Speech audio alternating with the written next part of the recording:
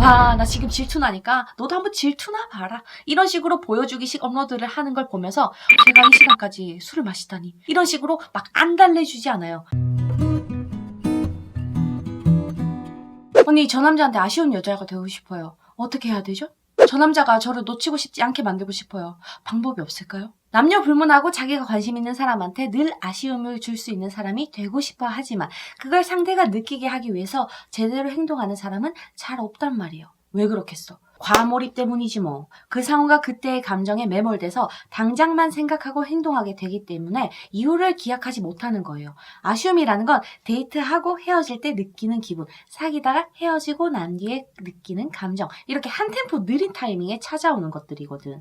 근데 언니들이 지금 현재 이 순간에만 집중하기 때문에 한 템포 느린 아쉬움을 만들 수 있는 기회를 자꾸만 놓치게 되는 거예요. 그래서 준비한 이번 이야기, 저 남자가 우리 메린이들에게 아쉬움을 느끼게 만드는 방법 베스트 4. 따단! 이것만 기억하면 되는 거야. 첫 번째, 첫 데이트는 쉬운 수락, 다음 데이트는 내 패턴대로.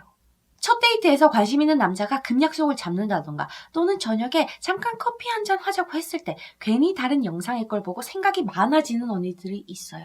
쉬워 보이는 거 아닐까? 내 언니가 없는 시간 쪼개서 만나지 말라고 했는데? 이러고 있어. 이러면 안 돼요. 이건 첫 번째를 저 남자한테 맞춰주면서 어느 정도 언니들 매력이 어필이 됐을 때 가능한 패턴인 거거든.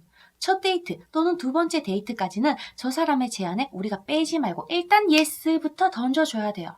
처음 만나는 그날부터 밤 10시, 11시에 자기 집에 고양이를 보러 오라거나 방 잡고 술이나 마시자 같은 말도 안 되는 데이트 신청을 제외하면 우리도 저 사람을 꼬시기 위해서 그에 맞는 기회비용을 써줘야 된다는 거예요. 뭘로? 제가 만나자고 한 그날에 맞춰주는 걸로. 흔쾌히 수락을 던지는 걸로. 그렇게 첫 데이트를 쉽게 만들어내고 그날 제대로 이빨을 왕왕 넣고 온 다음에 이후에 불편한 시간에 들어오는 데이트 신청에는 오늘은 내가 일이 많아서 모레는 어때? 라고 던지면 되는 거야. 그때 던져야 되는 거거든.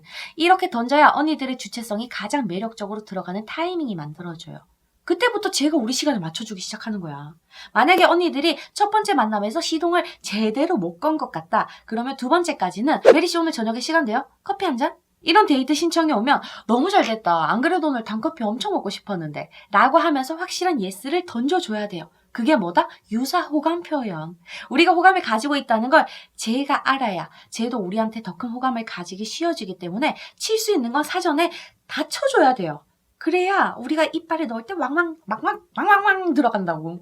기회라는 게 잘 들어오게 돼 있어. 남자 입장에서는 아직 빠지지도 않은 여자의 운동하는 시간, 컨디션 좋은 날을 막 다 맞춰주면서 만나주세요. 급신 개급신 하고 싶지 않거든. 그런 남자가 정말 없어. 정말 저 남자가 외모, 능력, 매력 다 상타치 치는 남자라면 더더욱 없어요. 우리한테 그렇게 맞춰주지 않아도 세상에 주변에 여자가 널렸거든. 우리를 그냥 바로 팽한다고. 그러니까 언니들은 처음에 저 남자가 우리한테 다가오기 쉽게 진입장벽을 최대한 낮춘 뒤에 그 다음에 서서히 높여줘야 되는 거예요. 그래야 저 사람이 아쉬움을 느끼기 쉬워져. 알겠죠? 두 번째, SNS를 주의하라. 우리 메린이들한테 관심 있는 남자가 생겼다. 그 남자랑 사적으로 단둘이 잘 만나지도 않고 심지어 자주 마주치지도 않고 카톡도 편하게 하는 사이가 아니다. 또는 썸남이긴 한데 한 달에 한 번 만날 정도로 롱디다. 이럴 때는 카톡 프사, 인스타 피드를 주기적으로 업데이트하면서 관리를 해줘야 돼요. 그래야 저 사람이 언니들이 얼마나 매력적인 사람인지, 예쁜 사람인지, 높은 사회성을 갖춘 사람인지를 느끼고 언니들을 궁금해하기 시작하니까. 이미 최소한의 호감을 만들어 놓은 상태다 하더라도 잘 만나지 않는다면, 안 만나는 그 기간 동안 우리 좋은 상태를 유지하는데, 좋은 호감을 유지하는데 필요한 최소한의 노력이 SNS예요. 그러니까 이용해야지. 하지만 반대로 주기적으로 데이트를 한다, 자주 연락을 한다, 사귀기 직전이다, 또는 사귀고 있는 사이인데 내가 좀 더 좋아한다. 이런 경우에는 피드에 쓸데없는 감정 찌끄리기 금지, 카톡 프로필이나 특히 상매 감정 메시지 찌끄리기 금지, 프사 자주 바꾸기는 멈춰줘야 돼요. 이거 두 개를 구분할 줄 알아야 돼. 지금 언니의 기분 상태가 어떻고 저떻고를 저 사람한테 알려서는 안 돼요. 제가 나랑 하는 카톡 전화로 알게 만들어야지. 불특정 다수한테 드러내는 나의 모습이 매력적으로 들어가지 않는단 말이에요. 없어 보여. 언니들이 저 남자한테 어떤 포지션에 위치하고 있느냐에 따라서 SNS는 꼭 다르게 써야 되는 거 잊지 말아요.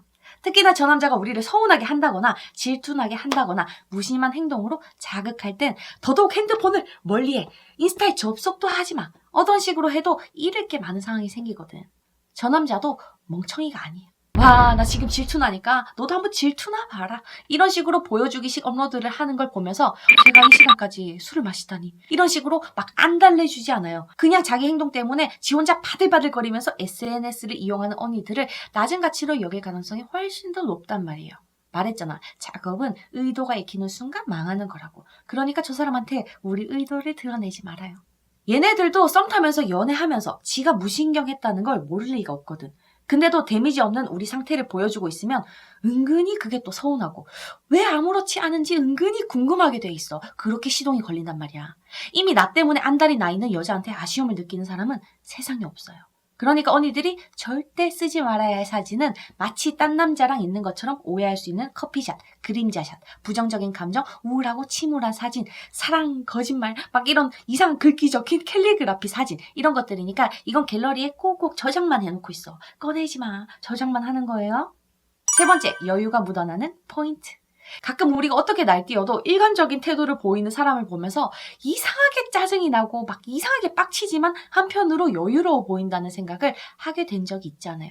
이게 사람이 안달나는 가장 기본적인 포인트예요. 패턴이야. 내가 뭘 해도 타격감이 하나도 안 먹히는 저 사람의 태도를 보면서 오히려 내가 불안정해지는 기분을 느끼게 된다고. 저 태도가 진짜 중요해요. 제가 우리를 자극하려고 들어왔을 때 대처하는 여유로움. 네가 나를 위해 하는 고마운 배려에는 확실한 리액션을 해주고 그 반대로 나쁜 자극이 들어올 때는 본능적인 바들바들한 액션을 우리가 멈출 줄 알아야 돼. 언니들이 저 남자가 충분히 예측했던 반응을 던져주는 순간 쟤는 만족감을 다 얻었는데 어떻게 안달이 날 수 있겠어? 왜 안달이 나겠어? 그런 여자한테 어떻게 아쉬움을 느끼겠어? 그지? 저런 자극적인 행동이 3번 들어왔다면 그중에 2번은 이 여유를 장착해서 대응하고 한 번만 저 사람이 원하는 반응을 주는 거예요. 그래야 저 사람은 안달도 나고 자기한테 반응하는 언니들을 보면서 애정도 느끼게 되거든. 비율이 관건이야. 3대1 기억해. 네 번째, 남자한테 최선을 다하지 말기.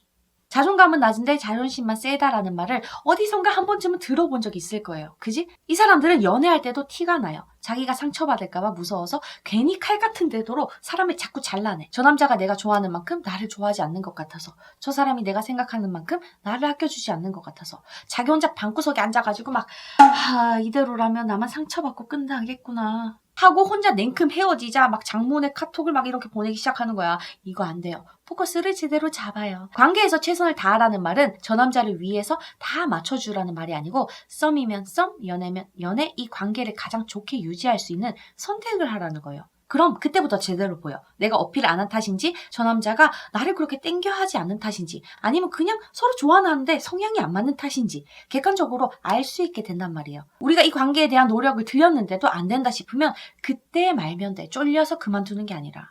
그동안 우린 할 만큼 다 했으니까 나중에 미련 뚝뚝 이런 게 없게 되고 이별이나 관계의 위기에서 후폭풍을 맞는 건 최선을 다한 우리가 아니라 쟤가 된단 말이에요. 저 사람도 알게 되거든. 그 관계에 노력을 들인 우리를. 그러니까 아쉬워지게 돼 있어요. 이게 정말 잘 먹혀. 이런 식으로 만나다가 헤어진 사람 대부분은 아쉬워서 다시 연락이 와요. 잘 기억하기다. 알겠죠? 이 4가지로 썸에서부터 연애까지 남자를 아쉽게 만들 수 있는 매력 쩌는 언니들이 되길 바랄게요. 오늘도 만나서 반가웠어요?